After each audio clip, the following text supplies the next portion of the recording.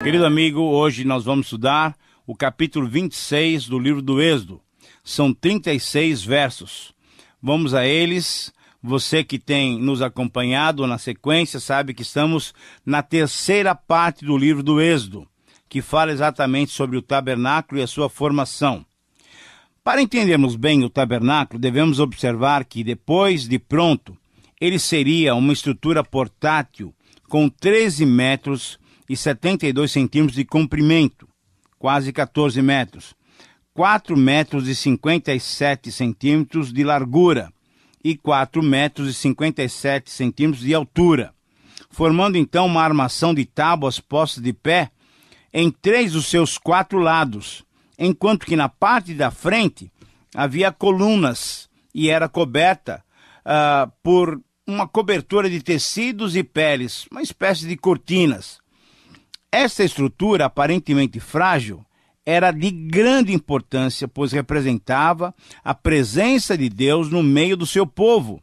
E, detalhadamente, nós podemos perceber 4 aspectos principais do tabernáculo. O primeiro aspecto referia-se à estrutura, que era composta de 3 partes: o átrio externo, o santo lugar e o santo dos santos, esses 2 últimos fazendo parte, então, da tenda. O segundo aspecto referia-se aos 7 utensílios. Anote eles, por gentileza: a arca, o propiciatório, a mesa, o candelabro. Todos esses nós já estudamos no programa passado. Mas também havia o altar do holocausto, a bacia de bronze e o altar do incenso. Além desses utensílios, haviam também as cortinas, a cobertura de peles, as tábuas, o véu, o reposteiro, as colunas, e havia ainda o átrio, o azeite para o candelabro e o óleo da unção. Vários detalhes, vários utensílios. Mas nós temos um outro aspecto, o terceiro aspecto do tabernáculo, referia-se ao sacerdócio, isso é, àqueles que foram designados por Deus, mas isso também envolvia a questão das vestes sacerdotais, a estola, o peitoral, a coroa sagrada, as túnicas e até as roupas íntimas, como nós veremos no capítulo 28. E por fim, um quarto aspecto com relação ao tabernáculo referia-se às ofertas dadas para a cerimônia de consagração, que nós vamos ver lá no capítulo 29. Então, para entendermos bem o relato, a narrativa desse livro, nós temos que nos lembrar que essa terceira parte do livro do Êxodo inclui os capítulos 25 a 40. E esses capítulos também podem ser divididos em 3 partes. Em primeiro lugar, o tabernáculo planejado, capítulo 25 até 31, e é nessa parte que nós estamos, onde o modelo do tabernáculo foi passado a Moisés durante os seus 40 dias lá no Monte Sinai. Em segundo lugar, nós vamos verificar também o tabernáculo adiado, nos capítulos 32 a 34, em virtude e em razão do episódio do bezerro do ouro, que demonstrou o quê? Uma necessidade de se adiar a construção do tabernáculo diante da idolatria do povo. E em terceiro lugar, nós então encontramos uma outra ênfase, e aqui a conclusão: o tabernáculo completado, nos capítulos 35 a 40 do livro do Êxodo, quando finalmente ele foi erguido exatamente 1 ano depois de terem saído do Egito, depois do Êxodo, e a glória da presença divina desceu sobre o tabernáculo. Bom, como você deve perceber, hoje nós vamos estudar o capítulo 26, que está inserido aonde? Na seção que chamamos de o tabernáculo planejado, onde o seu modelo foi sendo passado para Moisés, para que tudo fosse feito exatamente igual aos desenhos que Deus mostrava. Por quê? Porque cada um dos detalhes da estrutura do tabernáculo, dos móveis, dos utensílios, cada um desses utensílios, desses móveis, tinha um significado espiritual e sinalizavam a futura e gloriosa redenção que hoje temos no Senhor Jesus Cristo, na pessoa do Senhor Jesus Cristo. Por isso mesmo, temos aqui no livro do Êxodo 4 advertências a Moisés que se fizesse tudo de acordo com o modelo demonstrado. Isso aparece em Êxodo 25:9, que nós já estudamos, 25:40, que também já estudamos, no capítulo 26, versículo 30, que é o capítulo de hoje, e também no capítulo 27:8 do próximo programa. Moisés tinha que fazer tudo exatamente igual ao modelo que ele estava vendo do Senhor. Querido amigo, é importante lembrar também que os israelitas estavam vivendo no deserto, estavam a caminho da terra prometida. Portanto, era necessário que o tabernáculo fosse uma construção razoavelmente simples e de fácil manejo. Teria que ser um santuário com uma estrutura fácil de ser desmontada e erguida e carregada. Ela tem que se movimentar, porque eles se deslocavam pelo deserto. O conjunto, então, era formado de tábuas, cortinas e dos utensílios. Ele era dividido em 2 cômodos, isso é, a tenda da congregação. O menor, que era um quadrado perfeito, era chamado de Santo dos Santos, ou então Lugar Santíssimo. E o outro, um pouco mais amplo, era chamado de o Lugar Santo, ou o Santo Lugar. Esses 2 ambientes eram separados um do outro pelo véu. Por aquele véu mesmo, que muito tempo depois seria rasgado de alto a baixo quando da crucificação do Senhor Jesus Cristo. Os sacerdotes ministravam todos os dias no lugar santo, ou no santo lugar, e apenas uma vez por ano o sumo sacerdote podia ministrar no Santo dos Santos, no lugar santíssimo, depois de cumprir uma série de requisitos de purificação para si mesmo, conforme nós lemos em Hebreus 9, 6 e 7. Ora, depois de todos esses esclarecimentos, vamos agora para o texto do capítulo 26, que demonstra como seria a estrutura desse tabernáculo. Na primeira divisão do capítulo, dos versículos 1 a 14, encontramos a orientação para a confecção das cortinas que serviriam como cobertura, como teto do tabernáculo, e são detalhes bem interessantes. Essa primeira cobertura eram 2 conjuntos de 5 cortinas, todas de linho fino e vinculadas entre si com laçadas de tecido azul e colchetes de ouro. Essa cortina era esticada sobre a estrutura do tabernáculo, formando um teto reto, e terminavam a um pouco mais de meio metro acima do chão, de cada lado do tabernáculo. A segunda camada de cobertura, que servia como uma proteção das primeiras cortinas, consistia de cortinas de pelos de cabra tecidos, sendo que um dos jogos tinha 5 cortinas e o outro tinha 6 cortinas reunidas da mesma maneira que as cortinas de linho. Os colchetes agora eram de cobre em lugar daqueles colchetes de ouro. Eram maiores que as primeiras cortinas, porque elas ultrapassariam as primeiras, sendo que essas protegiam mais as tábuas até o chão. A cortina extra, isso é, a 11ª cortina, seria dobrada na parte dianteira da tenda, formando uma espécie de anteparo, enquanto a outra metade formava uma cobertura extra na extremidade posterior. Com o propósito de serem protegidas essas 2 coberturas internas, mais 2 coberturas seriam feitas, uma de peles de carneiros tingidas de vermelho, conforme o versículo 14, e uma outra ainda de peles de animais marinhos, conforme o capítulo 35, versículo 23. Essas 2 últimas coberturas eram uma espécie de toldos, que protegiam as coberturas interiores e que certamente, por serem mais resistentes, facilitariam o transporte do tabernáculo todo quando eles se deslocassem pelo deserto. Na segunda divisão do capítulo, do versículo 15 até o 30, nós encontramos agora as referências sobre a confecção das tábuas que seriam usadas como as paredes dos tabernáculos. Essas tábuas seriam colocadas verticalmente, conforme o versículo 15, e formariam uma estrutura sobre a qual as cortinas e as 2 coberturas seriam colocadas. Ao todo, seriam confeccionadas 48 tábuas e 15 travessas de acácias recobertas de ouro. Assim como de ouro, seriam também as argolas. As tábuas seriam colocadas 20 de cada lado, formando as laterais, e na parte de fundo seriam colocados mais 6 tábuas, ficando as 2 restantes para os cantos, e ficariam estáveis então porque elas teriam encaixes travados uns nos outros e também teriam bases feitas de prata colocadas no chão. Muito bem, estamos caminhando aí por todos esses detalhes do tabernáculo. Agora chegamos à terceira divisão do capítulo, que abrange os versículos 31 a 37, e nesses versículos encontramos as instruções para a confecção do véu, exatamente daquele véu tão importante que foi um dia aberto quando o Senhor Jesus Cristo morreu em nosso lugar. Nós vamos encontrar instruções sobre o véu, sobre o reposteiro e as colunas, completando assim toda a obra do tabernáculo, isso é, daquela tenda de adoração ao Senhor.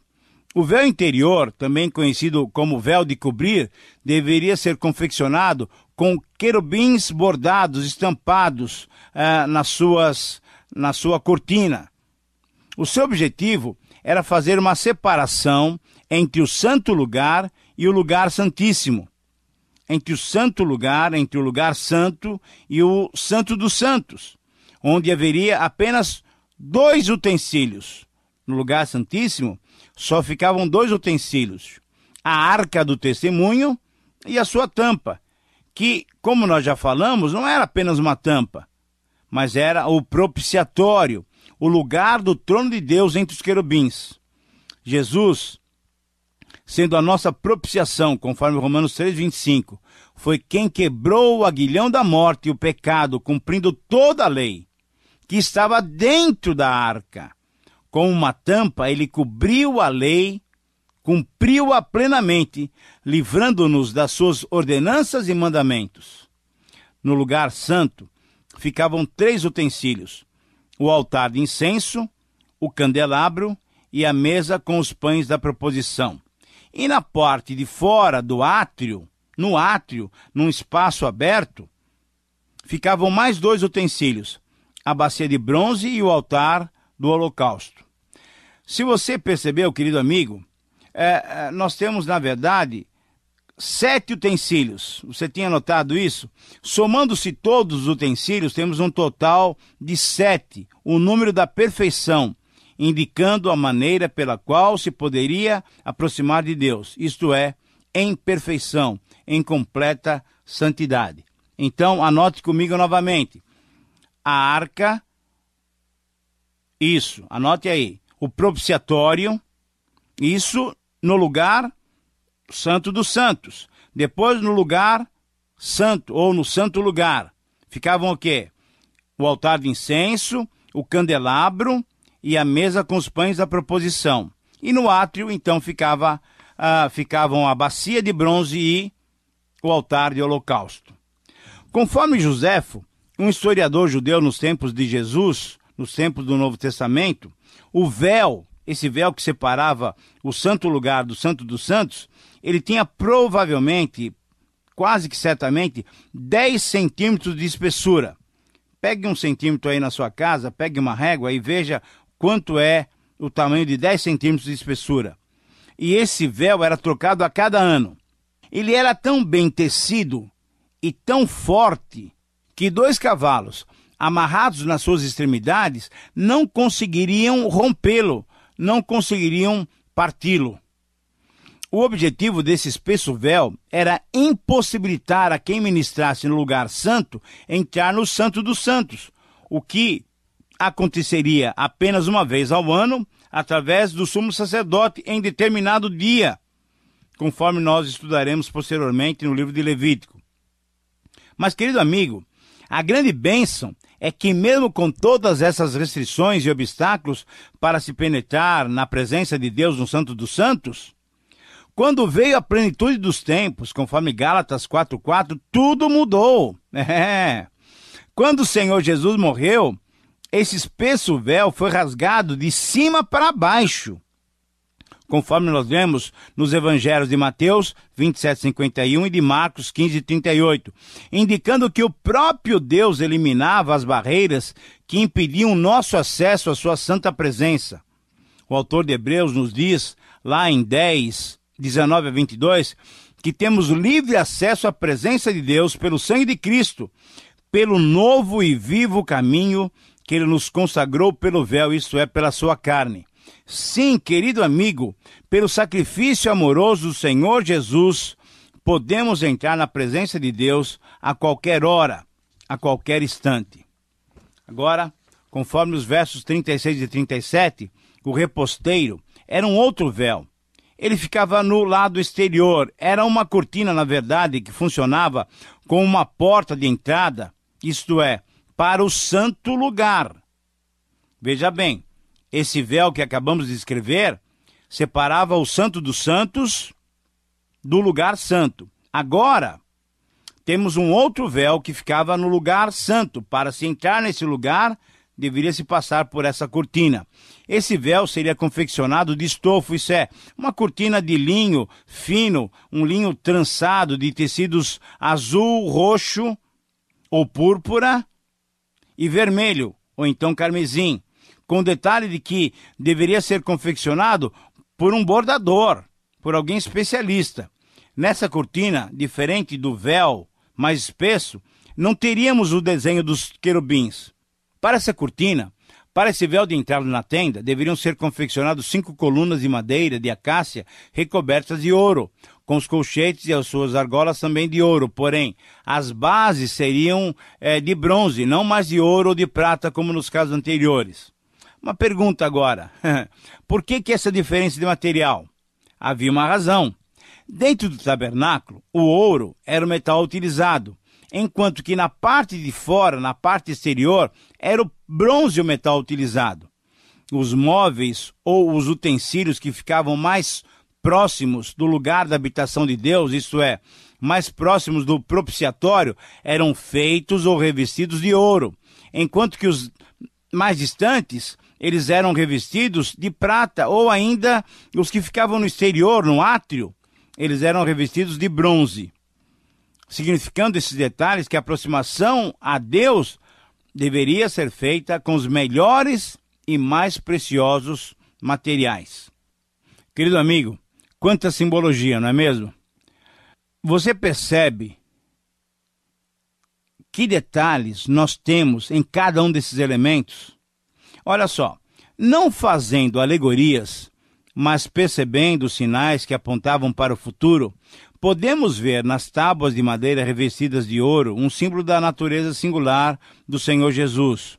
O ouro, como nós já falamos, simbolizava a sua divindade e a madeira simbolizava a sua humanidade. O branco do linho nas cortinas simbolizava o quê?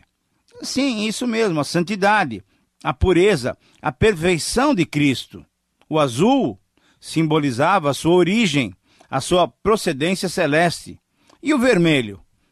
Essa eu sei que você sabe. Logicamente, simbolizava o sangue precioso derramado por cada um de nós. Querido amigo, em cada um desses detalhes, nós temos diversos pontos apontando, simbolizando a pessoa do Senhor Jesus Cristo, apontando para a gloriosa revelação do Senhor Jesus. Quanto mais lemos a Bíblia, quanto mais estudamos com profundidade, veremos quantas maravilhas dos tesouros de Deus tem a sua palavra.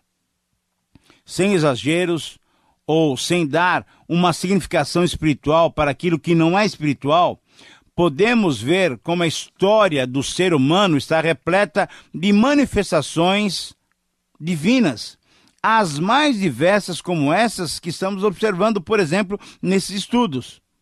Mas essa percepção só acontecerá se tivermos um olhar espiritual. Nunca devemos esquecer de que só o Espírito Santo de Deus, simbolizado aqui no tabernáculo pela luz do candelabro e pelo óleo, pode nos iluminar e nos capacitar para vermos as verdades da palavra de Deus. É Ele que nos revela toda a verdade divina. Quando a Bíblia diz que o homem natural não conhece as coisas de Deus, é que o homem natural, isto é, o homem não cristão, não tem o Espírito Santo de Deus. Porém, nós cristãos também corremos o perigo de vivermos de tal maneira que o Espírito Santo fique entristecido dentro do nosso coração. E então esse tipo de vida certamente nos impossibilita de ter a revelação clara da mensagem da palavra de Deus. É preciso, pois, que haja arrependimento sincero para que o coração seja transformado, purificado, a fim de que se possa contemplar a beleza da sabedoria, dos planos eternos e da santidade do nosso Deus. Você se lembra que Jesus disse que só os puros de coração verão a Deus? Minha oração sincera é que você, dando liberdade ao Espírito Santo em sua vida, possa contemplar todas essas riquezas da sabedoria e do conhecimento de Deus. Querido amigo, considerando todas essas peças e todos os detalhes que temos visto nesse capítulo e ainda veremos depois nos capítulos posteriores, creio que vale a pena perguntarmos por que é que Deus quis que fosse construído esse tabernáculo. Era necessário o tabernáculo? Você saberia dizer qual foi a razão da construção desse santuário? Deixe-me responder com base no capítulo 25, versículo 8. Deus queria habitar no meio do seu povo. Na verdade, nem ele, nem a adoração precisariam dessa construção, mas o tabernáculo, todos os seus utensílios, os detalhes, até das cores, tornava visível aos israelitas a presença gloriosa de Deus no meio deles. Mas certamente o tabernáculo também foi construído como um sinal para as futuras gerações, como um anúncio da redenção que viria posteriormente na pessoa do Senhor Jesus Cristo. 1400 anos mais tarde, Deus desceu e habitou não mais numa casa de madeira e ouro. Ele veio e por 33 anos habitou entre nós numa casa de carne e sangue, no corpo gerado pelo Espírito Santo, quando o Verbo se fez carne e habitou entre nós, conforme João 1,14. Muitos consideram sem valor o estudo do tabernáculo, mas, por outro lado, muitos outros cristãos encontram símbolos maravilhosos que apontam para a vida do Senhor Jesus Cristo. E por isso nós temos gasto tempo estudando essas verdades. Espero que você seja um daqueles que vê valor no estudo de todo o conteúdo bíblico, tanto do Novo como do Antigo Testamento. Bem, chegamos ao final. No próximo programa estudaremos o capítulo 27, onde encontraremos as orientações para a confecção do altar de incenso, do átrio e do azeite do candelabro. Muito obrigado por sua companhia. Queremos agradecer a Deus também pelas suas revelações e pedir que Ele nos capacite pelo seu Espírito a lhe obedecer. Que Deus te abençoe. Um grande abraço.